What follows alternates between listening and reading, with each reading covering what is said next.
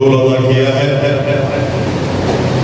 Party की भूतपूर्व विधानसभा प्रत्याशी और राष्ट्रीय लोक मोर्चा की नेत्री बहन रेखा गुप्ता जी, यहाँ बैठे हुए सभी नेतागण, हमारे सीतामढ़ी के विद्वान अधिवक्ता आदरणीय विमल शुक्ला जी जो हमारे पार्टी के वरिष्ठ नेता भी हैं, अति पिछड़ा प्रकोष्ठ के हमारे प्रदेश से महासचिव भाई बबलू मंडल जी, भारतीय जनता पार्टी के वरिष्ठ नेता वीरेंद्र बाबू, भाई मोहन शाह जी जो दैनिक महासभा के बिहार का अध्यक्ष हैं, आदरणीय मुखिया जी, उपस्थित सभी यहाँ साथीगण,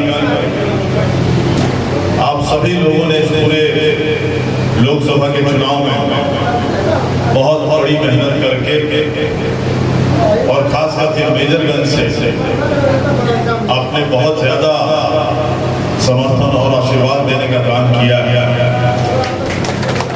और यही कारण है कि आज संसद में जाने का मौका मिला है और जो सीतामढ़ी लोकसभा के सभी आदरणीय जनता ने जिन्हें मुझे वोट देकर दिल्ली भेजने का काम किया, उसी के तहत हमने सोचा कि चलकर जनता के पास, अधिकांश लोग आते हैं तो अपना अभिनंदन होता है और उनका सभी होता है, लेकिन मैंने सोचा कि जिनके चलते मैं दिल्ली पहुंचा हूं उन्हें आभार और धन्यवाद देने का काम पहले करेंगे, अभिनंदन देखा जाएगा और इसीलिए अभिनंदन का ये कार्यक्रम हुआ। माननीय विधायक जी चले गए, उन्होंने एक बोर्ड जो बना है इस कार्यक्रम का, उस पर कुछ चर्चा किया। मैं उसमें कोई गलती नहीं देखता, क्योंकि ये कार्यक्रम मैंने निजी, मेरे तरफ से मैं आपको आभार और धन्यवाद देने आया हूं। मेरे पार्टी ने मुझे नहीं इसके बारे में निर्देश किया, ये पार्टी का कार्यक्रम नहीं है, मेरा व्यक्तिगत कार्यक्रम है। आप लोगों ने मुझे जिताया है, मैं आपका आभार और धन्यवाद देने आया हूं, इसलिए मैं उसमें कोई गलती नहीं देखता। वो रहते तो भी मैं वो बता देता हूं और बाकी तो सारी बात आपके सामने है। जीते हम लोग जरूर, मेजरगंज का बहुत बड़ा रोल उसमें मैं बार-बार कहता हूं, लेकिन चुनाव के बाद भी माननीय विधायक से मैं पूछ रहा था, माननीय विधायक जी चुनाव के बीच भी बहुत बात सुनते थे और बाद में भी पता चला है कि कुछ कहीं पर कुछ लोगों ने गड़बड़ किया है। आपने बहुत अच्छा काम किया, आपने मेहनत किया, सब कुछ किया, लेकिन लगता है कि उतना ज्यादा लीड नहीं मिलेगा वहां से। तो उन्होंने कहा नहीं सर, निश्चित रहिए, हम लोग 50-60 हजार से जीतते हैं, आप जरूर 30-40 हजार से जीतिएगा उतना विधानसभा। लेकिन हम समझते हैं कितना 10-15 हजार से हम जीते, 14,500 से, कोई बात नहीं, कम है उसको नहीं कर रहा। तो हम लोग बहुत आसानी से किसी दूसरे के काम पर उंगली उठा के दिखा देते हैं, टिप्पणी कर देते हैं और भूल जाते हैं कि हमने अपना कितना मेहनत किया और क्या नहीं किया, क्या इस चुनाव में। और मैं बड़ा राष्ट्रवादी बनता हूं और मुझे जो कहना होता है मुंह पर कहता हूं, पीठ पीछे कभी नहीं करता। इस चुनाव में हमारे अपने दल के भी लोग और भारतीय जनता पार्टी के भी लोगों ने गड़बड़ किया पूरे चुनाव में।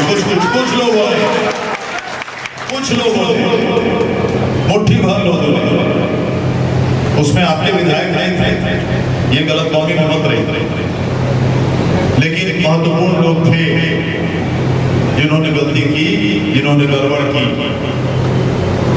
और ऐसे क्यों करते हैं मेरे समझ में नहीं आता। आप जब तक रहते हैं आप कोशिश कीजिए, आप अपना टिकट लीजिए, कोई दिक्कत नहीं। टिकट का अधिकार सबको है, लड़ने का अधिकार सबको है। कोई सोचता है कि मुझे ज्यादा अधिकार है, मुझे कम है, लेकिन अधिकार तो सबको है। कौन जानता है भाग किसका सब साथ दे देता है। भाई अनिल राम जब आए जिला में लड़ने के लिए तो उससे पहले एक दिन का भी सामाजिक काम तो नहीं था, लेकिन पूरी जनता ने उन्हें हथेली पर उठाकर, सर पर बिठाकर हमको जिताने का काम किया कि नहीं। तो अधिकार सबको रहता है लड़ने, लेकिन जब टिकट मिल जाए जिसको और 5 पार्टी का गठबंधन है तो हर कार्यकर्ता का फर्ज बनता है कि अपने उम्मीदवार के लिए मेहनत करें। और मैं खुले दिल से कहता हूं, खुले जुबान से कहता हूं कि अगर इसमें किसी ने मेहनत की इस पूरे चुनाव में पूरे लोकसभा में किसी ने सही में मेहनत की, जो सही में धन्यवाद और आभार का पात्र है, वो हमारे कार्यकर्ता है। नेताओं से बहुत ज्यादा आभार और धन्यवाद मांगता देता हूँ, स्पष्ट रूप से कहता हूँ, बहुत ज्यादा। और मुझे जहां कहना है, जिसके पास कहना है कि किसने क्या किया, और हमारे दल के भी बहुत सारे लोग हैं उसमें, ये मत सोचिए, हमारे जनता दल के भी बहुत सारे लोग हैं, सभी की चिट्ठी है मेरे पास, और नेताओं के पास भी जाएंगे और फिर हम लोग इस ऐसे चक्र को चलाते हैं कि आज मेरी बारी थी, कल आपकी बारी आएगी, कल आपकी बारी आएगी। मेरा चुनाव तो अब 5 साल के बाद है, आपका 1 साल बाद।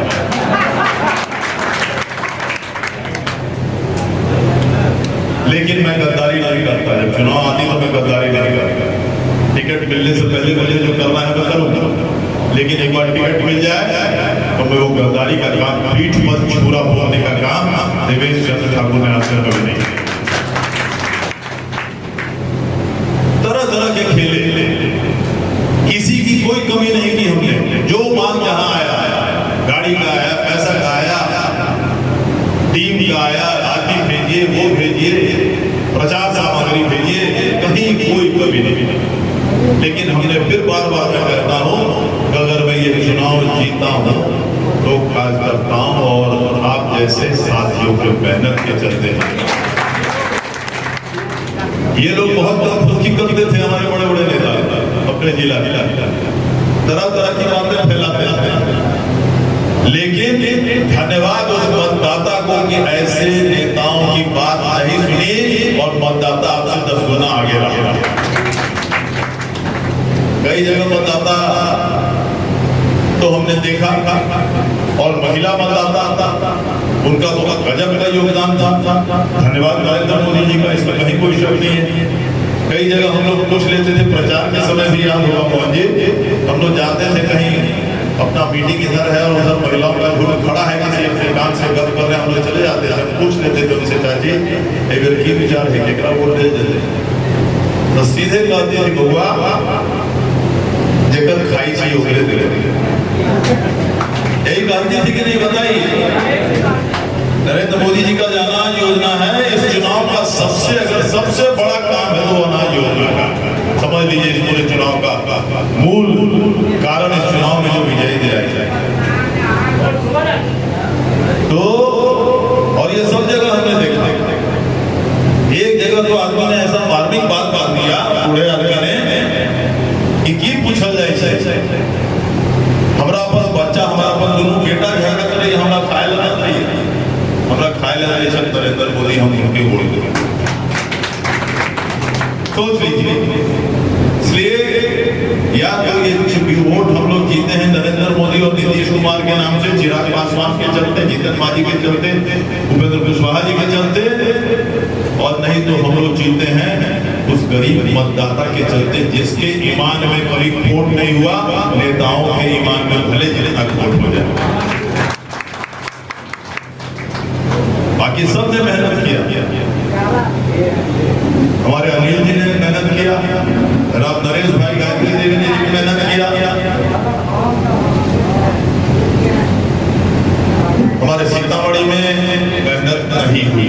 सीतामढ़ी विधानसभा में गद्दारी, स्पष्ट रूप से कह देता हूं। और मैंने कहा कि न्योता पुरने की हमारे यहाँ प्रथा है,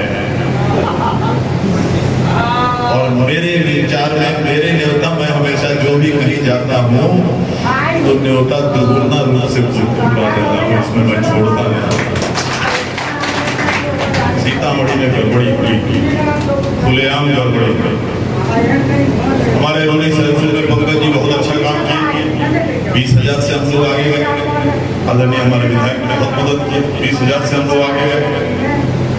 परिहार में हम लोग पीछे रहे, जानते हैं कि विधानसभा में जहाँ पीछे रहे, बाज पार्टी में भी जितना हम लोग को बढ़त मिलनी चाहिए उतना नहीं मिल सकी, फिर भी कुछ लोगों ने विशेष मेहनत किया। हमारे गुप्ता जी हैं, रेखा गुप्ता जी हैं और भी हमारे बहुत सारे लोग हैं जिन्होंने मेहनत किया, पार्टी के लोगों ने भी मेहनत किया और सब लोगों ने जहाँ जो किया वो सब सारा का चिट्ठा हम लोग के पास है।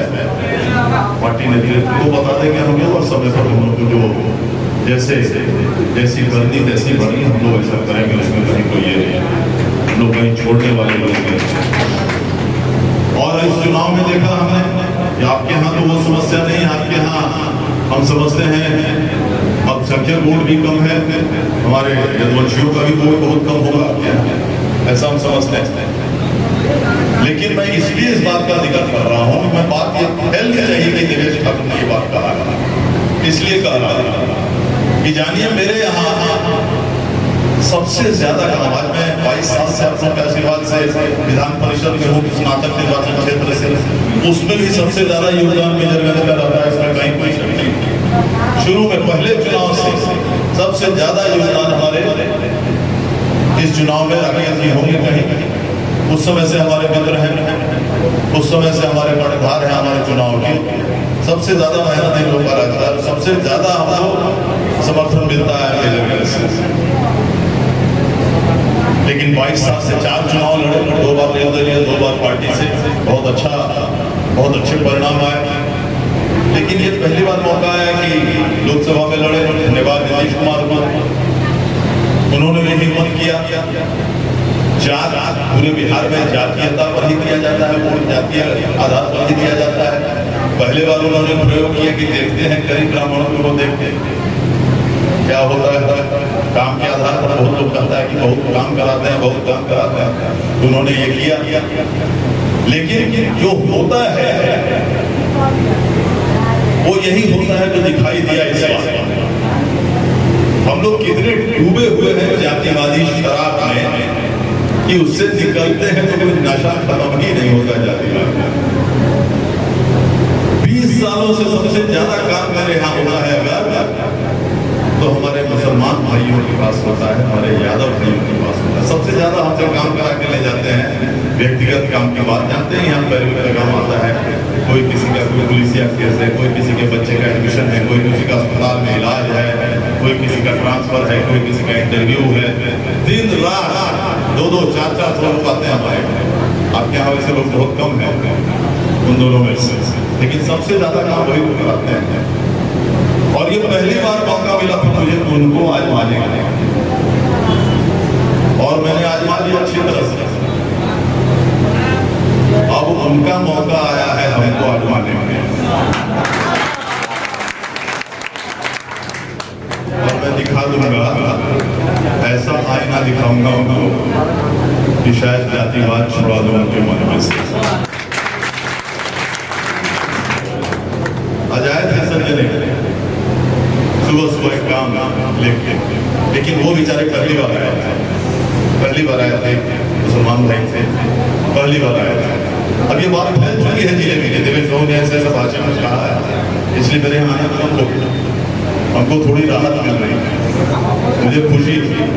क्योंकि पैरवी पैगाम का जो होता है तब उन लोगों के बीच ज्यादा हम इस्तेमाल कर सकेंगे जो लोगों ने हमको वोट दिया है, और उन लोगों के बीच में जो हम खर्चा करते थे जिसका कुछ भी हमको रिटर्न नहीं मिला, तो हमको इस पर अच्छा हमको फायदा ही होगा। आए थे सर ऐसे, तो हमने कहा देखिए माफ कीजिए आपका काम बहुत सही नहीं, लेकिन मैंने इस बार फैसला कर लिया। और सुबह में तो 300 लोग रहते हैं, सबके सामने मैंने देखिए आपका काम सही नहीं है, लेकिन माफ कीजिए मैं आपकी मदद नहीं कर सकता। कहे क्यों? हमने कहा इसलिए कि आपने वोट दिया होगा लड़ने, हमको तो दिया नहीं होगा, बेचारा मुझे झुका लिया। काम पे हम जानते हैं, आपका चेहरा बता रहा है क्या, देखिए इसमें कोई हम आपको ये नहीं कर रहे हैं। तो लेकिन जब आप हमारे हमको वोट देने आप दूसरे जिले के आदमी को पसंद करते हैं, हम यहाँ 20 साल से आपके लोगों की सेवा कर रहे हैं, 25 साल से सेवा कर रहे हैं, हम आपको पसंद नहीं आते। हमारे चेहरे में, हमारे तीर छाप में आपको नरेंद्र मोदी का चेहरा दिखाई दिया, तो आपके चेहरे में भी हमको लंडन छाप दिखाई दे रहा है। बेचारा लजा गया, कहा इसलिए मैं आपकी मदद नहीं कर सकता। आप चाय पीजिए, लड्डू खाइए, लेकिन काम के लिए मेरे पास और ये बात, ये पैगाम अपने पूरे कौम में फैला दीजिए, मुझे कोई दिक्कत नहीं। बस मुझसे कहते हैं आप दोनों लोगों का काम, आप दोनों समाज का काम अब मुझसे नहीं होगा, माफ कर स्पष्ट रूप से मैंने कहा और सब जगह हर मीटिंग में कह देना, क्योंकि दर्द है। आपके बगल में जो है बग ही मठ 22 करोड़ रुपया लाके अकेला देवेश ठाकुर ने तपस्वी नारायण दास का काम कराया। 22 करोड़ रुपया लगा, थक गए थे वहां के सारे महान,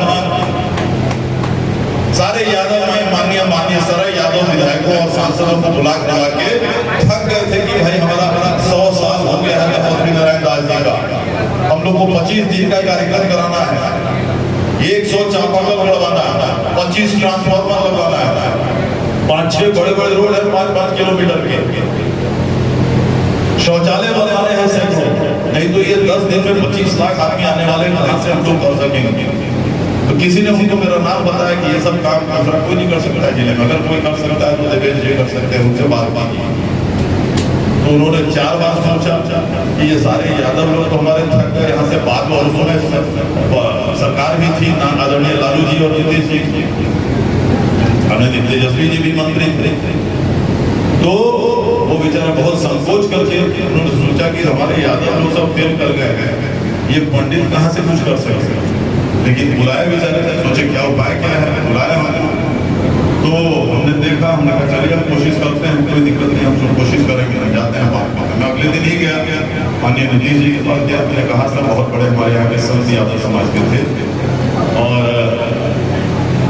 तो उन्होंने कहा हमको याद है नवल जी थे, तो नवल जी ने हमको बताया था, और नवल जी के ही कहने से हमने रेलवे स्टेशन उनके नाम से हॉल्ट दिया, महान तपस्वी नारायण दास जी के नाम से रेलवे का हॉल्ट है रेलवे लाइन पर, तो वो भी नीतीश जी का दिया, वो भी नीतीश जी का दिया, तो हॉल्ट दिया था। जानते हो बड़े साल सर ऐसे उनका 100 साल हो गया है, हर साल जो लोग मनाते हैं, जयंती मनाते हैं, तो 1-1 लाख आदमी, 2-3 लाख आदमी आते हैं, 3-4 दिन का कार्यक्रम होता है।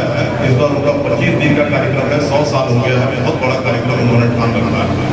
पूछे क्या क्या जरूरत है, तो हमने बताया सर इतना शौचालय है, इतना ये है, वो रोड है, तो उनका कितना खर्चा हो जाएगा, सर एस्टिमेट तो हमको लगता है 15 करोड़ से लेकर 25 करोड़ तक खर्चा हो जाएगा। तुरंत उन्होंने अपने चंचल कुमार उनके सेक्रेटरी थे IAS सर, उसको बोला कि देखिए देवेंद्र जी क्या कर रहे हैं, अभी बात कीजिए DM से, रात में अभी बात कीजिए, कल से काम शुरू कीजिए, और समय कम है, 1 महीना के अंदर सारा काम हो जाना चाहिए। और 1 महीने के अंदर 24 करोड़ रुपया देवेश ठाकुर के चलते वो कार्यक्रम, माननीय मुख्यमंत्री ने आगे उद्घाटन किया, आदरणीय ललन बाबू के साथ थे। अगले दिन आदरणीय लालू जी आए, मंच पर बैठे बैठे बोले देवेश बड़का कार्यक्रम करा दिला, ये सभी में बड़का संत। अगले दिन आदरणीय सुशील मोदी जी आए, उसके अगले दिन उपेंद्र कुशवाहा जी आए, किशोर जी आए, सब कुछ वहाँ पर थे, हेलीकॉप्टर से हमारे घर पर आते थे, डिबरा खाना वाना खा के हम लोग यहाँ को लेकर आते। वो कार्यक्रम देवेश ठाकुर,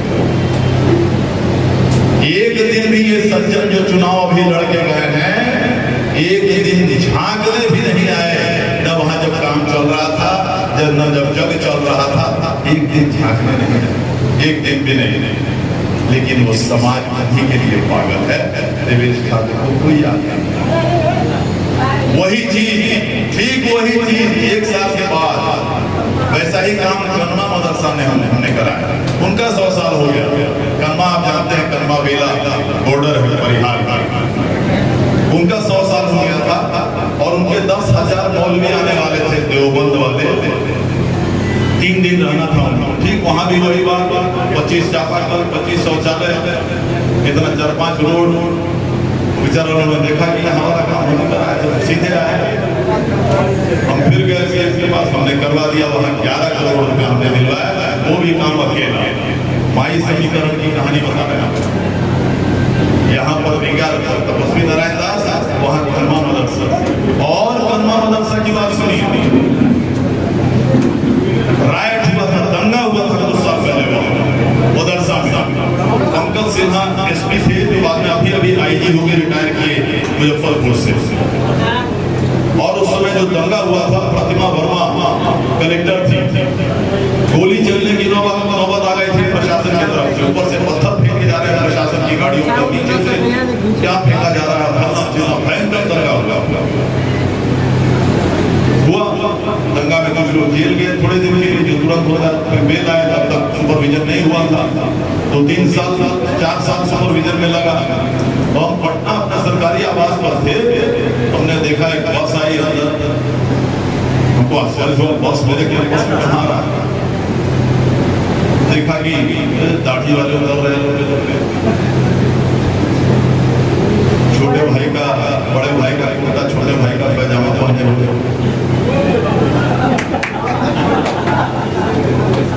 फिर देखा हमने एक बच्चे का आदमी आया वहाँ गरमा वाले राम नरेश साहब वगैरह सब कोई आया, तो समझ गए कि ये गरमा का मामला आया वगैरह के सर हम लोग को बचा लीजिए।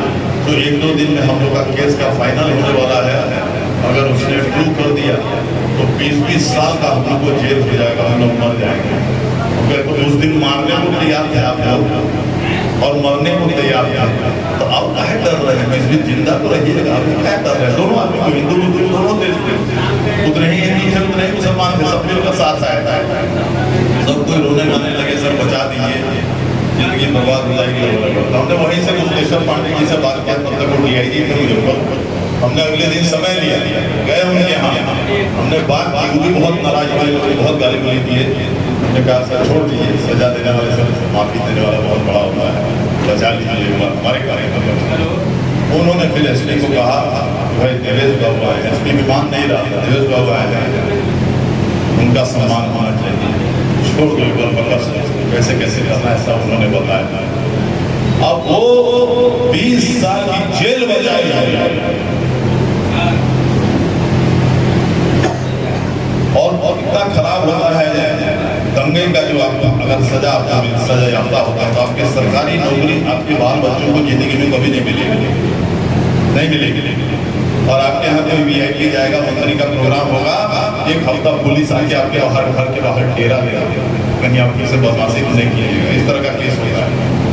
और इस चुनाव में कन्वा मदरसा में देवेश ठाकुर को 1 वोट भी नहीं मिला, 1 वोट भी नहीं। ये माई समीकरण। तो मैंने जो सुबह उस बेचारे मुस्लिम भाई को कहा कि तुम्हारे चेहरे में हमको लालू दिख रहा है, मैंने गलत तो नहीं कहा, मैंने कह दिया अब 5 साल के बाद जब मैं चुनाव लड़ूंगा तब तुम हमको वोट देना, और उसके अगले 5 साल में तुम्हारी सेवा करना। इस 5 साल को छोड़ किसी और से करवा लो, अर्जुन राय से करवा लो, जिससे मुकेश यादव है उससे करवा लो, लालू जी के पास जाकर करवा लो, हमारे पास आओगे स्वागत करूंगा, मिठाई खिलाऊंगा, चाय पिलाऊंगा, काम नहीं करूंगा। सब किसी को अच्छा लगे बुरा लगे, इसका हिसाब करने के लिए हम नहीं आए, तो हमने बता दिया। तो इस परिस्थिति में हम लोग को जीतना चाहिए था 2 लाख 3 लाख लोग से, लेकिन परिस्थिति ये हुई कि अगर 51,000 से जीते, इसलिए जीते कि उसकी सारे हालत के बावजूद आप जैसे लोग, आप जैसे समर्थक, आप जैसे कार्यकर्ता अड़े रहे कि नहीं इस आदमी को जिताना है और नरेंद्र मोदी को प्रधानमंत्री। इसीलिए मैं आभार और धन्यवाद करने आया हूँ, बस इतना ही करना चाहता हूँ। बाकी मेरे यहाँ काम की कमी नहीं रहती है, तो काम का चर्चा हुआ है, यहाँ पर रीगा मिल की बात हुई है, सब मैं मेरे लिए अब दिल्ली पहुँच गया हूँ। अभी तक वो कहावत करते कि वो रोज दिल्ली दूर आता, अब तो दिल्ली पहुँच गया, इसलिए अब आप उसके लिए चिंता नहीं कीजिए, उसको हम आराम से देख लेंगे, बढ़िया से देख लेंगे, और मुझे विश्वास है कि बहुत जल्दी टीका मिल भी चलवा लेंगे। और हमने याद कीजिए, अगर आप में से कोई माननीय अमित शाह जी के भाषण में वहाँ आए होंगे, सीतामढ़ी में जो उनका भाषण था, मैं बगल में ही बैठा था, तब तो उन्होंने कहा, पूछा पूछा निर्देश जी जरा जल्दी से एक दो समस्या बता दीजिए जिसकी यहाँ ज्यादा जरूरत है, तो मैं अपने भाषण में बोल दूंगा तो शायद आपको फायदा हो जाएगा। कैसा खाली भाषण नहीं दीजिएगा यार कि ये करिएगा, नहीं तो अभी फायदा होगा, बाद में आपको जनता जुदा मारेगी, ऐसा मत काम कीजिएगा। तो हंसने लगे यार बताओ तो मैंने बताया उनको कि सबसे पहला समस्या रीगा मिल है हमारे यहाँ, पुरानी मिल है, 100 साल पुरानी मिल है, पूरे इलाके का पूरे जिले का एक ही मिल है, लाखों हमारे किसान बेचारे बदहाली के लिए वहाँ दूसरा कोई खेती भी नहीं हो सकता, जमीन नीचे है, पानी का जमाव हो जाता है, दूसरा कोई खेती नहीं हो सकता। और इसलिए कि कोई खेती नहीं हो सकता तो जमीन बेच नहीं सकते हैं, कोई दाम नहीं मिल रहा है, तो सीरियस बात से बता सकती है वो है। तो दूसरी बात क्योंकि उनको मैंने इसलिए ये बात कही कि सहकारिता मंत्री भी वो है, वो सहकारिता मंत्री भी, और सहकारिता के तौर पर ही पूरे देश में ये चीनी मिल चल रहे हैं। और दूसरी बात मैंने कहा कि सर आपने वहाँ अयोध्या का बना दिया जब से भगवान राम का मंदिर, तो यहाँ माँ सीता की धरती है, स्वाभाविक रूप से यहाँ का भी काम हो गया। उन्होंने कहा हाँ ठीक है कोई बात नहीं, अच्छी बात, और बड़ी जोर से दोनों बातों पर उन्होंने बोला अपने भाषण बहुत जोर से। खत्म करने से मैं बोलूँ जो दिल्ली में गया था इसमें शपथ ग्रहण सारे माननीय मंत्रियों का था, प्रधानमंत्री का था, उसमें भी मैं गया। अगले दिन हम लोग कहीं बैठे हुए थे, बहुत सारे निर्वाचित सांसद और बेचारे कुछ पराजित सांसद भी थे। इत्तेफाक से उसमें एक पराजित सांसद था जो बेचारा अयोध्या से हार गया, अयोध्या से हार गया, 6 महीना भी नहीं हुआ है। तो सबको इसको गया तुम्हारे जैसा नसीब बना, हम लोग तो सोचते तो तुम जीतेगा 7 लाख थे, 8 लाख थे, 10 लाख थे, अब तुम हार गया, उसके 2 लोग ही थे क्या यार, सबको इसका मजाक उड़ाने लगे। मैंने कहा सर, मैंने झूठ बोला, मैंने बाकी लोग को कहा नहीं मैं बता दूंगा, हम लोग तो आज पहली बार कर रहे हैं, उनको मैंने कहा मैं उस समय भी आप कहते तो मैं बोल देता आपको कि हारने वाले सबको आश्चर्य लगा, क्या बात कर रहे हो, क्यों हारने वाले हैं, ऐसा क्यों आपने कहा? ने कहा इसलिए कि भगवान राम की मंदिर आपने बना दी, भगवान राम कह रहे हैं हमको यहाँ पदस्थापित कर दिया, सीता जी का कब करोगे पहले वो बताओ। सारा इतना लोग सब अच्छे मूड में आ गया, कोई क्या हुआ, क्या क्या बात निकाला है, यही बात है अकेले अपने यहाँ कर दिया, हमारे यहाँ का चलिए वो दोनों हो जाएगा, और तब देखिए आपको 10 लाख से जनता जिताती है कि नहीं, हमारे यहाँ भी 10 लाख से जिताती है, मजाक की बात कर वो बात करते रहे। तो आप सब लोग यहाँ उपस्थित हुए, अभी 2 कार्यक्रम हम लोग का और है, आपको धन्यवाद देते हैं, और जितनी ताकत से आप लोगों ने मदद किया पूरे चुनाव में उसके लिए भी धन्यवाद देते हैं। आप कभी पछताने का काम आपको नहीं होगा इस चुनाव में, और भी आपने देखा इस चुनाव में तो हम लोग यहाँ तो 2 साल पहले, हम लोग 2-3 साल पहले हमारे शहीद सुशील जी का हम लोग प्रतिमा लगवाए। हम पूछते थे चुनाव में पिछड़ा अगड़ा का भी बहुत बात बताया इस चुनाव में, पिछड़ा अगड़ा पिछड़ा जब नहीं बोलने के लिए तो ये लोग अगला पिछड़ा शुरू कर देते हैं। हमने कहा मान लिया अर्जुन राय कब से पिछड़ा होगा भाई, और अगर पिछड़ा है तो अपने ना पिछड़ा है, इसमें उनका अपना क्या योगदान है, क्यों पिछड़ा होगा, उनका अपना योगदान है क्या, पिछड़ों के लिए किए क्या है, सो जरा बताइए व्यक्तिगत रूप से किए क्या है। अमर शहीद रामफल मंडल की प्रतिमा बिहार में पहली बार अगर कहीं स्थापित हुई तो उनके गांव में हमने बाजपट्टी में लगवाई, और लगवाया किसने, तो देवेश चंद्र ठाकुर। अमर शहीद रामफल मंडल इतने बड़े क्रांतिकारी आदमी थे। अमर शहीद युवा सैनिक की प्रतिमा किसने लगवाई मुजफ्फरपुर में, देवेश ठाकुर ने लगवाई। महान गांधीवादी ध्वजा प्रसाद साहू जी की प्रतिमा किसने लगाई मुजफ्फरपुर में, देवेश ठाकुर ने लगाई। बरगिनिया में सरदार वल्लभ भाई पटेल जी की प्रतिमा किसने लगवाई, देवेश ठाकुर जी ने लगाई। तुमने क्या किया है पिछड़ों के लिए, एक बात बता, चुनौती में देता हूं, उसके बाद तुम बोलना ही बंद कर दिया पूरे अपने भाषण, क्योंकि काम कुछ किए नहीं, बस आ गए सीधे यहाँ आगे लड़ने लेके। हमने कहा नकली लड़ने, नकली अर्जुन है जिसके हाथ में लड़ने है, असली अर्जुन तो तीर वाला होता है जो तीर लेके। तो आप लोगों को बहुत बहुत धन्यवाद है, करोड़ों धन्यवाद है। मैं आपको वादा करता हूँ आपको कभी पछताने का मौका नहीं दूंगा, कभी भी कोई सही काम मेरे पास आ जाइए, निश्चित रूप से आ जाइए। और बाकी जो सार्वजनिक काम है, चाहे सिंचाई का हो, सिंचाई विभाग का हो, चाहे जो काम हो, उसके लिए आप जिम्मेदारी की है वो हम पर छोड़ दिए, हम आपसे उसमें हम आपसे 2 कदम आगे ही नहीं अवसर करवाने में, इतना आपको विश्वास दिलाते हुए आपको फिर से बहुत बहुत धन्यवाद देते हुए अपनी बात करता हूँ। बहुत बहुत धन्यवाद।